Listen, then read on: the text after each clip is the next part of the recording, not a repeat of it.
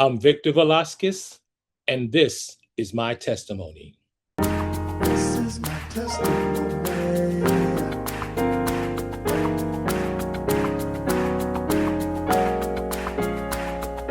This is my testimony of what was done for me. This is my testimony. I've got a story to tell to the nation.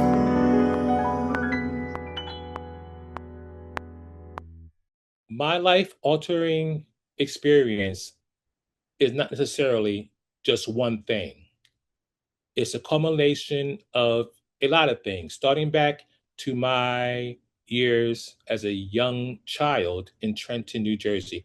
I'm a type 1 diabetic.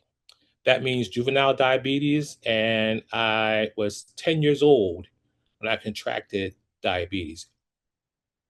However, being a person of color, I wasn't treated as well as I should have been.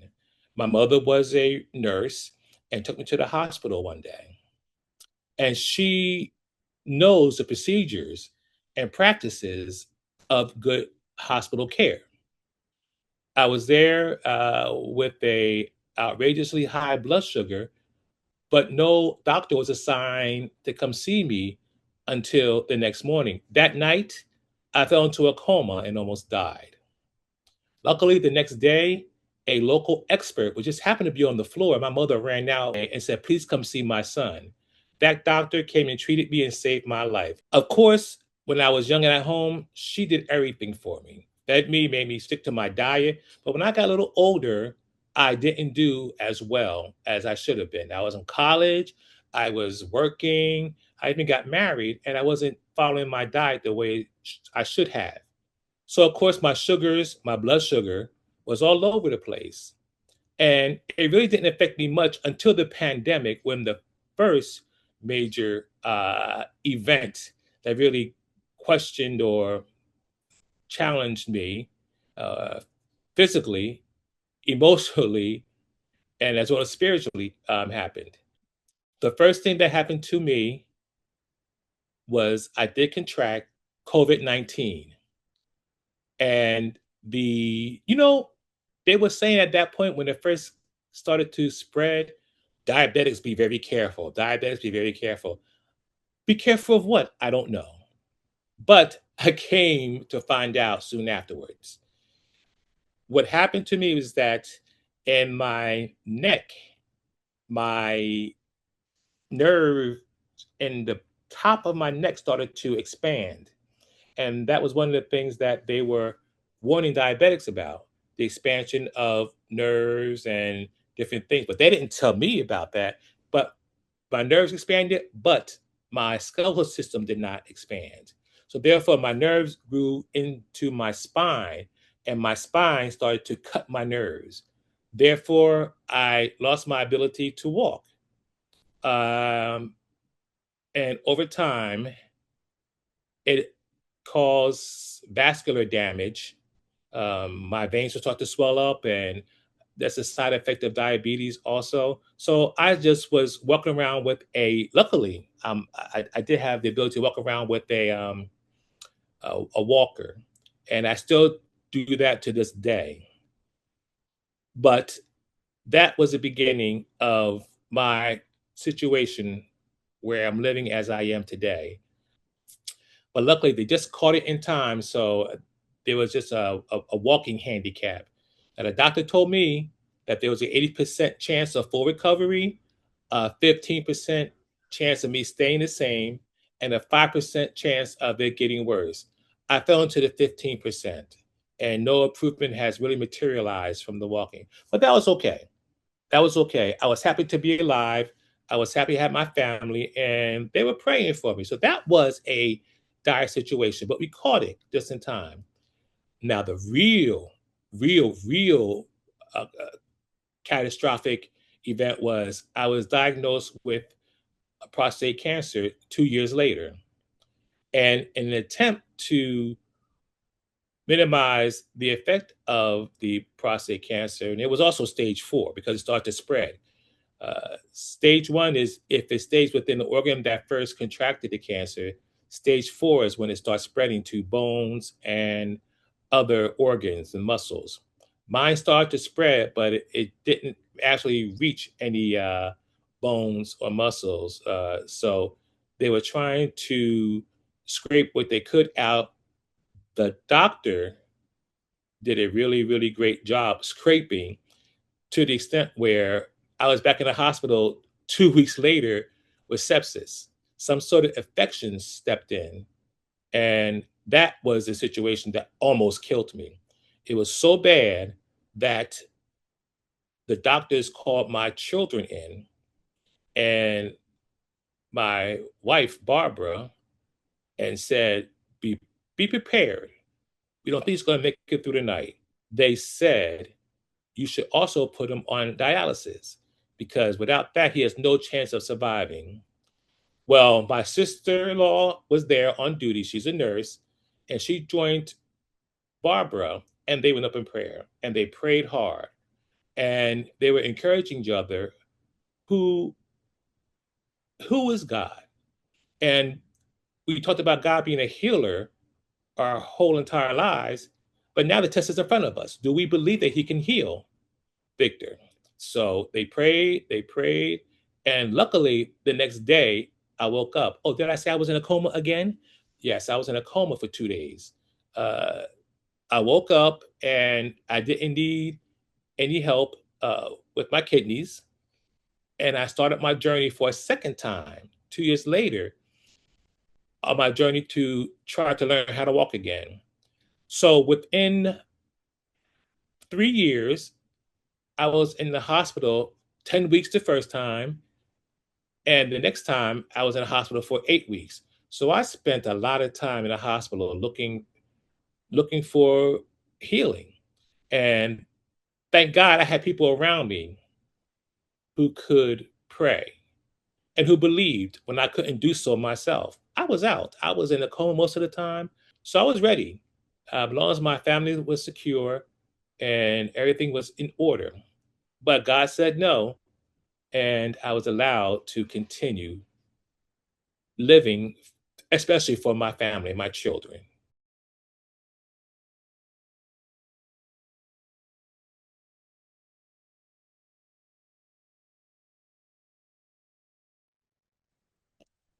While I was going through my challenges and dilemmas, I did experience fear. But fear is a funny word. Like I mentioned previously, I was a diabetic. So the expectations of life, a long life, was something that really wasn't really on my mind. My fear was really for my children. I hope I taught them enough to understand that God is the center of it all and that with His help, you can succeed. So my fear was, did I do my job properly? I don't fear death. Like I said, death has been hovering around me since I was 10 years old. But I do fear life. I do fear for the life of my children without my shield and my protection and my knowledge and my experiences. I just hope that I did enough. And at first, they weren't necessarily following the upbringing that I gave them. You know, kids are going to drift away after they reach a certain age. But I've come to expect this is a normal experience, at least in my household. But by the time they start reaching, this happened when they were like in their teenage years, a lot of influences and getting them to come to church. You know, I can't make them do anything they don't want to at a certain age, especially the late teens, without driving me crazy. So I let them go and I let God come forth and present Himself in the way which He chose to do so. By the time my boys hit their mid 20s, they started asking questions and they started to pursue God and have their own strong beliefs in God and Jesus and the Holy Spirit. And they're reading and they're doing a lot of study on their own. My girls who are in the entertainment industry, they started too a little later because I believe that the devil with temptation is very prevalent to them. So they had to fight a little harder to get back to God. But I'm happy to say that they are all coming back to God. We have a family prayer every Saturday night. We don't go to church together. We don't all live in the same neighborhood, but every Saturday night we have that prayer, and everybody isn't required to pray, but they do pray. It starts off with me because I'm the head of the family, and ends with their mother, who was the second head of the family, and they like it. I love it, and it shows that my hard work during all those years growing up is beginning to pay off. And I say beginning to pay off because this is their beginning. I didn't fall into a life of church and holiness and learning more about God until I was around 30 years old. I'm being honest. I've been around gospel music my whole entire life. I've been around church my whole entire life. But I was walking the steps without truly believing deeply in my heart what the steps were trying to show me. Long before I had these traumatic experiences, and I'm happy for them. I met a wonderful preacher. Her name is Shepherd Mother Bessie Odino, and she prophesied to me a lot. Especially at one point, my wife and I broke up, and I was raising three small children by myself. And she had constant words of prophecy that I probably won't share all of them with you, but they came true. They were very pinpoint and exact.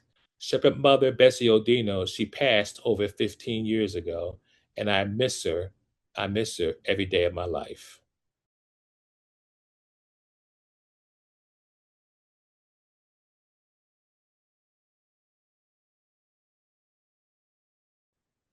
Looking back now on my life, now I'm 62, but looking back when I was a young child, like I said, my mother managed my dietary concerns and she managed everything as any good parent would do. But when I grew up and became my own person, I wish I would have followed her example and not lied to her so much. I was lying to her. I said, "Oh no, mom, I'm good. I'm good. I'm good." Yeah, I didn't want to feel different. I felt different. I mean, it's a whole different situation now when you're a diabetic. Right now, I have an insulin pump and it monitors my blood sugar on a real time basis. So whenever I eat something a little crazy and my blood sugar starts to go up, I can sit here on this little pump on my waist and kick in some more insulin. Back then, I couldn't. So one thing I wish I would have done, I wish I would have exercised more. That's what one thing I do wish that I would have done differently. But and I wish they had these inventions created 2 or 3 decades earlier, because I think that that's a real difference into me being a controlled diabetic. I just went to my endocrinologist yesterday on Friday, and she told me that my A1C was 6.2. And I said, well, that's great. That's great. I said to her, how high was it last time? Well, she said, when you first started coming here, it was 7.4, which is way a little beyond what they wanted to. When I first started to get medical attention for this, when I was in a hospital, it was like 8.6. That's ridiculous. That's ridiculous. So I worked hard. I followed my diet. And even though exercise is a little bit too late or too difficult now because I don't walk as well. I am managing my weight and managing my blood sugars because of this little instrument on my waist. So I wish I was more obedient. I wish I did not lie to try to cover it up. And was I ashamed of being a diabetic? I guess everybody around you is normal. Why are you not normal? And I think that after growing up in those childhood years, that's how you felt. You go out to the corner store and all your friends bought some cookies. I had to buy an apple.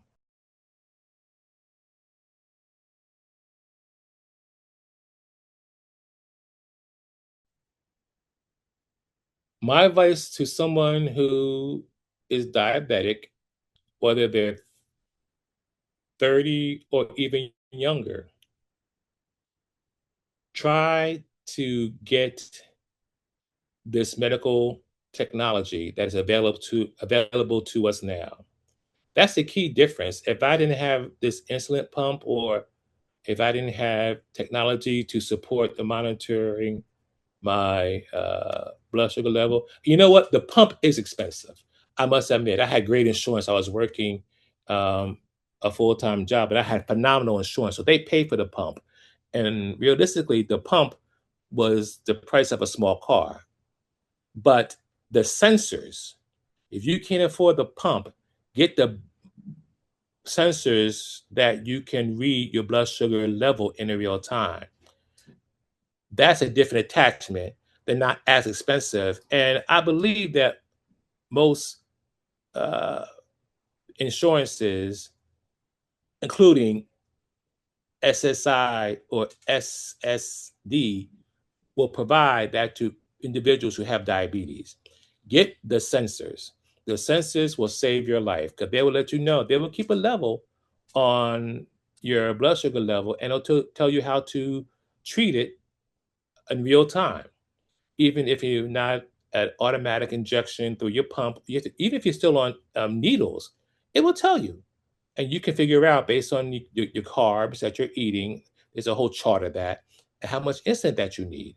So I suggest that definitely, I get that at a minimum. Also, walk. Oh my God, if anything, walk. I was told to walk, my pastor prophesied to me. And she said, another prophecy, you have a treadmill in your house and you're not walking. And I used the excuse, and it was an excuse, that I have to raise 3 kids. I'm busy working a full time job. I don't have time to use that treadmill. The biggest mistake of my life for physical reasons, medical reasons. If I believe I would have followed, she said, all you need is no more than 10 minutes a day on a treadmill. Keep that blood flowing, keep that circulation going. And I believe if I would have followed her advice, that I would not be limited to a walker now. So that's what I suggest. Walk. I don't care. You go to the park, treadmill. I don't care. Walk.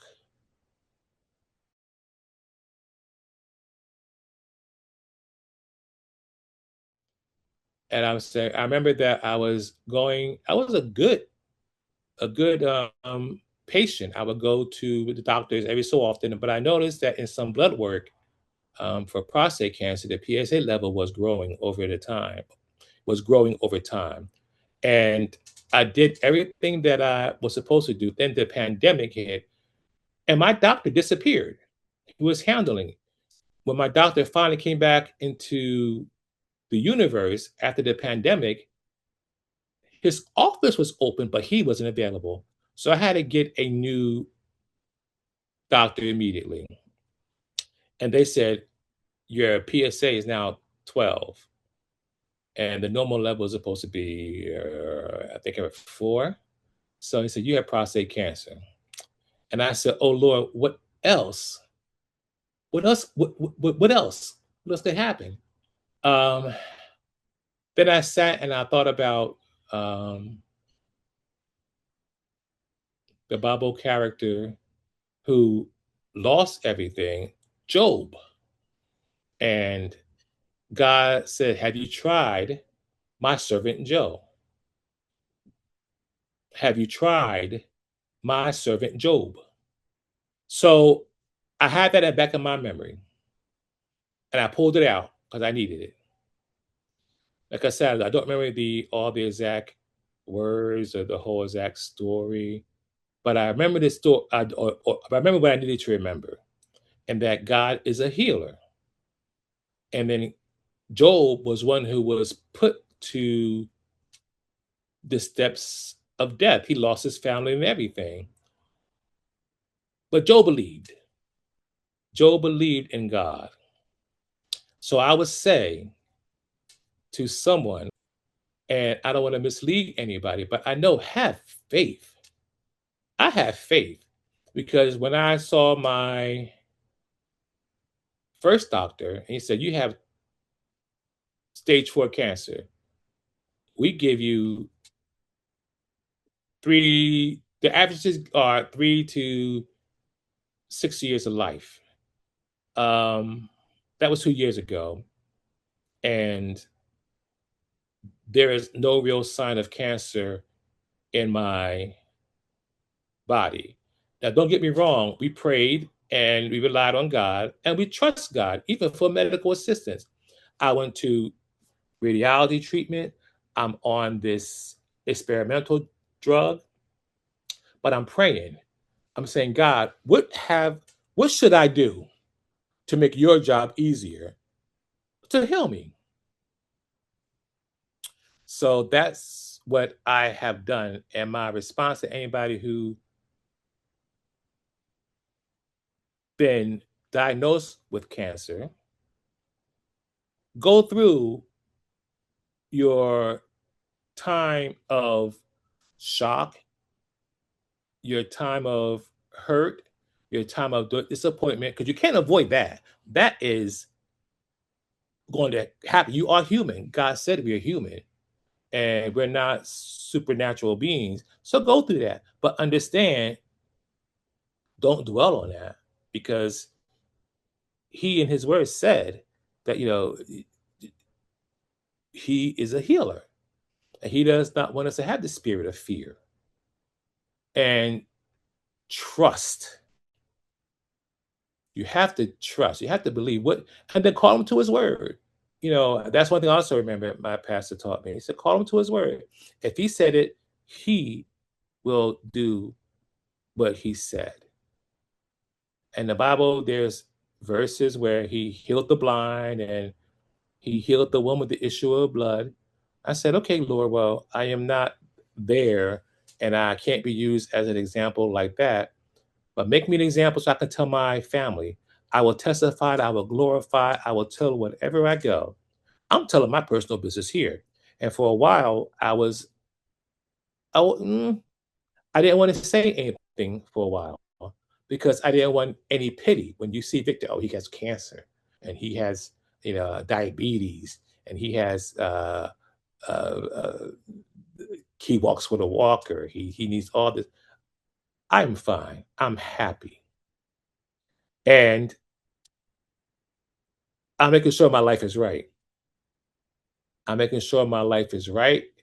And I'm doing the best that I can to uphold his word and doing the job. See, I believe that God put us on earth to carry out certain tasks and do certain jobs. That's why I tell my family, I'm so blessed. This is my testimony.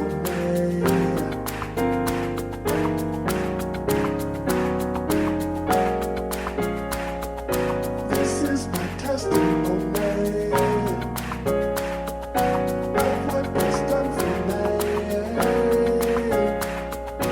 This is my testimony.